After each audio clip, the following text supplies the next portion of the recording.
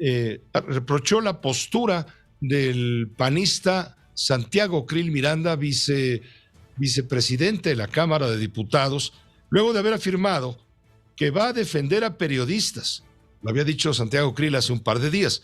Recordó el presidente que cuando Santiago Krill fue secretario de Gobernación, impulsó su desafuero mientras él era jefe de gobierno del entonces Distrito Federal, y seguramente, no lo dijo, pero para sus adentros esto no lo perdona.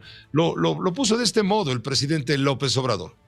Sale Krill a decir: voy a defender a los periodistas que están siendo perseguidos por el gobierno autoritario, dictatorial de Andrés Manuel. Los voy a defender. ¿Quién era el secretario de Gobernación cuando me desaforaron? Y María Amparo Casar era su coordinadora de asesores y ella estuvo involucrada. Casar era su asesora principal del grupo Nexo de Aguilar Camín. Bueno, pues agarró parejo el presidente contra Krill, con María Amparo Casar, con Héctor Aguilar Camín. ¿Qué dice a todo esto Santiago Krill Miranda, vicepresidente de la mesa directiva de la Cámara de Diputados?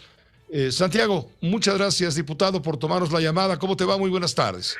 Pepe Cárdenas, muy buenas tardes y gracias por la invitación a tu programa. Bueno, pues mira, en primer lugar, se ve que el presidente o no entendió o le dolió lo que yo dije que quería y quiero: defender a quienes deben de expresar libremente sus ideas, como son los periodistas, con la libertad de expresión, a los comunicadores.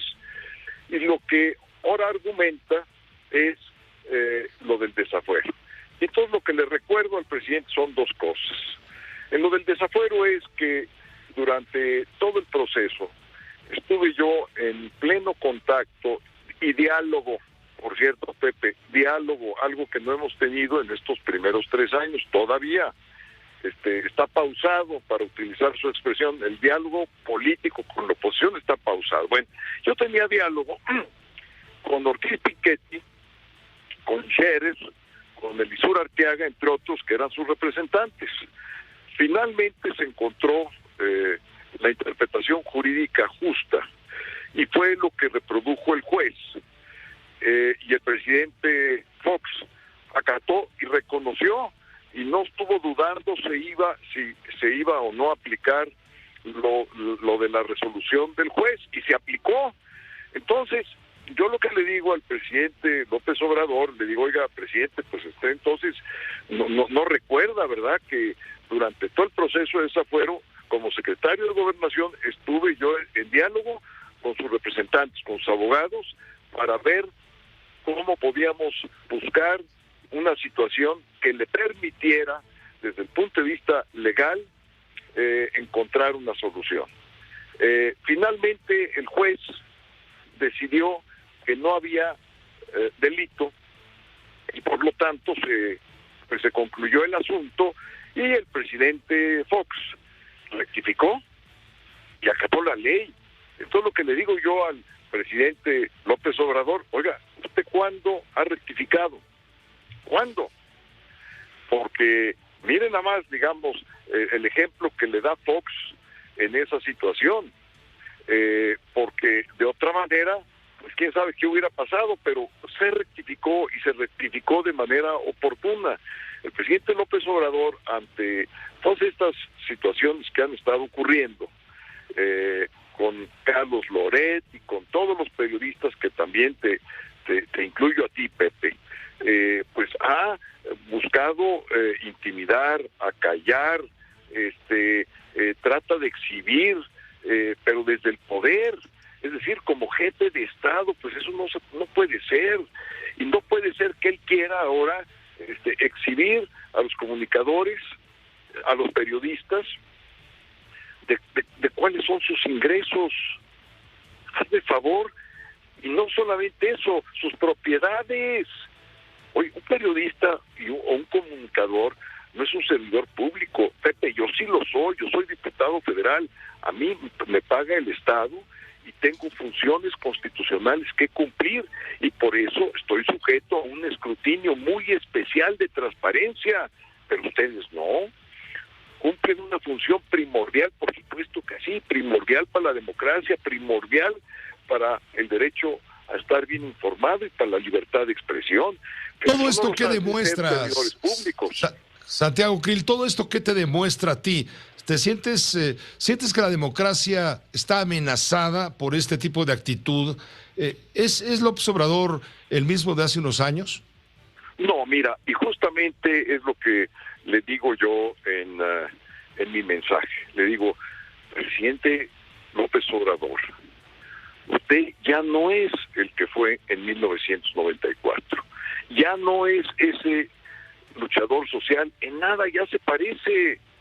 Ahora resulta que usted se ha convertido en lo que nosotros combatíamos en 94. ¿Qué combatíamos?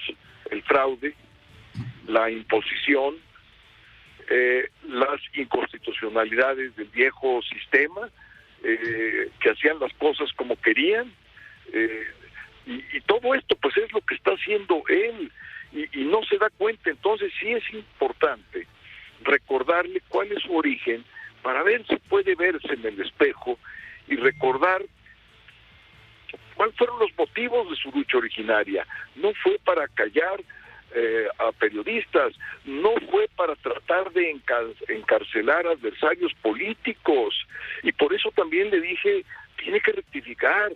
El caso de Ricardo Anaya, bueno, es una locura.